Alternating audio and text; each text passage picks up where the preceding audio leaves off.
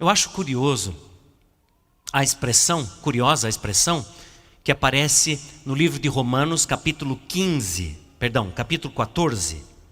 Venha comigo a Romanos, capítulo 14. É o versículo 17. Diz assim: o reino de Deus não é comida e nem bebida, mas justiça e paz e alegria no Espírito Santo. O reino de Deus não é comida e nem bebida.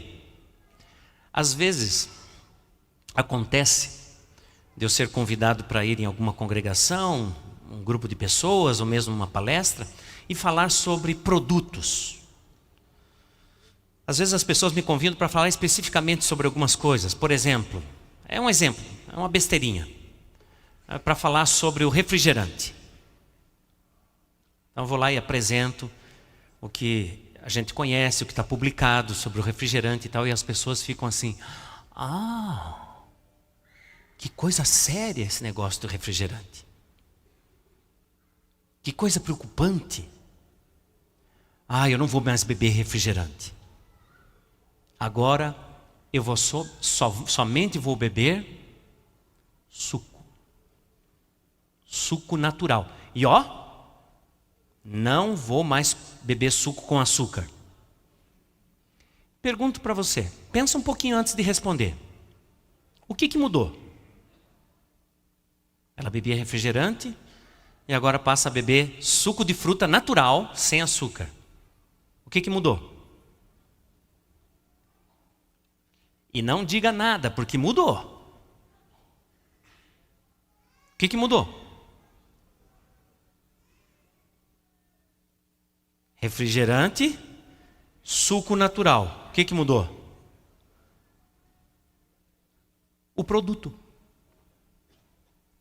Só mudou o produto. O que não mudou?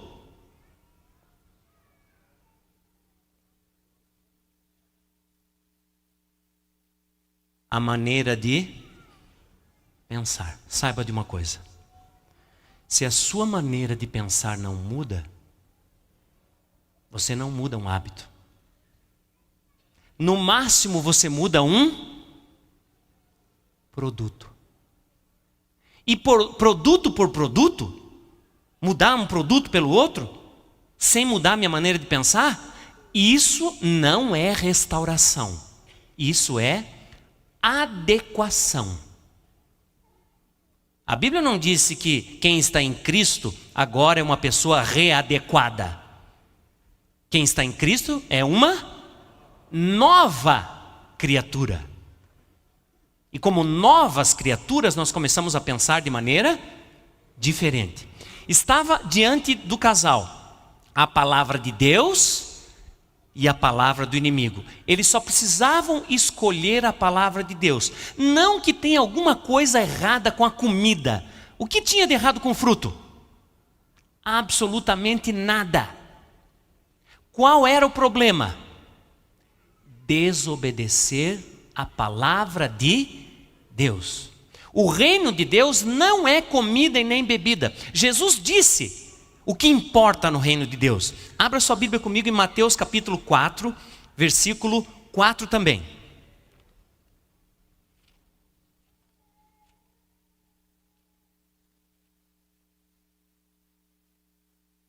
Mateus 4:4, se você está nos acompanhando pela internet, abre a sua Bíblia lá. Eu vou começar no versículo 3, só para nós contextualizarmos um pouquinho. Então o tentador, aproximando-se, lhe disse: se tu és o Filho de Deus, manda que essas pedras se transformem em pães. Jesus, porém, respondeu: está escrito, não só de pão viverá o homem, mas de toda palavra que procede da boca de Deus. Perceba o que está acontecendo aqui. Como foi que o tentador conseguiu subverter esse mundo? Usando o alimento. E agora, com o passar do tempo, ele foi tão eficiente nesse negócio de subverter a humanidade, usando comida, que ele vai usar a mesma estratégia com o Filho de Deus. Jesus está com fome, vários dias em jejum, ali estão as pedras, e ele diz: se tu és Filho de Deus, transforma essas pedras em pães. E Jesus responde o quê? Está escrito: não só de pão viverá o homem, mas de toda palavra que procede da boca de Deus.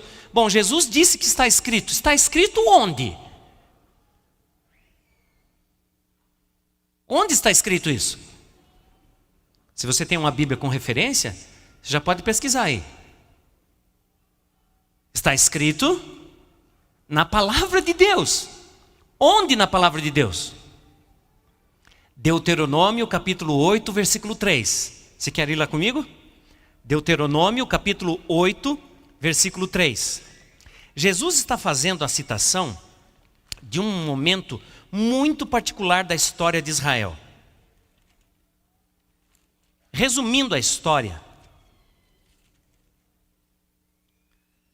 o povo de Israel foi tirado de dentro do Egito com mão forte, a mão de Deus, e Deus os levou para uma experiência no deserto, que eu poderia chamar de experiência de confiança. Concordam comigo? Deus está levando eles para um lugar onde não há víveres, não tem de onde tirar alimento. Eles iam passar um tempo lá no deserto, e o que eles comeriam? Humanamente falando, o que tem no deserto para comer? Cobras e lagartos. Mas era isso que eles iam comer? Não. Deus tinha preparado um banquete para eles, sim ou não? Igreja, tinha preparado ou não? Sim, ele tinha, mas eles não sabiam. Deus estava os convidando para viver uma experiência de confiança. Então, quando você lê o versículo 3 agora de Deuteronômio 8, tenha em mente isso. Veja se não é um relatóriozinho. Ele diz assim: ele te humilhou e te deixou ter fome e te sustentou com o maná que tu não conheceste, nem teus pais conheceram, para te dar a entender que não só de pão viverá o homem, mas de tudo que procede da boca do Senhor, disso viverá o homem. Deus estava conduzindo o povo no meio do deserto, passou fome um pouquinho, para eles entenderem que não importava a situação que eles passassem, se eles tivessem confiança em Deus, se eles confiassem em Deus, eles iriam ter o necessário. Porque não só de pão, o pão não é a coisa mais importante. O mais importante é viver de tudo que procede da boca de Deus. Percebe? Porque o reino de Deus não é comida e nem bebida. O reino de Deus é viver de toda palavra que procede da boca de Deus. Entende? Isso é um passo adiante do que comer e beber. É um passo adiante do que escolher para comer.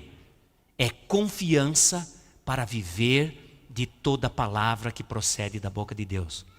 Você não acha curioso isso?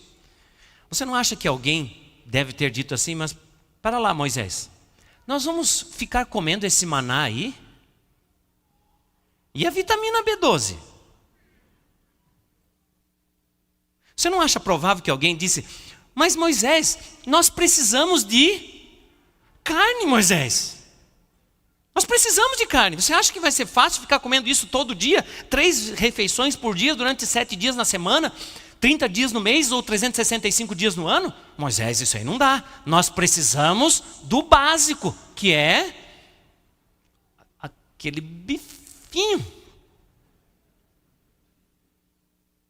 E Moisés estava dizendo: na verdade, vocês precisam aprender a viver de toda palavra que procede da boca de Deus.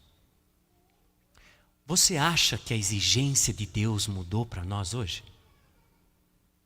Você acha que Deus agora quer outra coisa de nós? Não. Hoje a exigência é a mesma.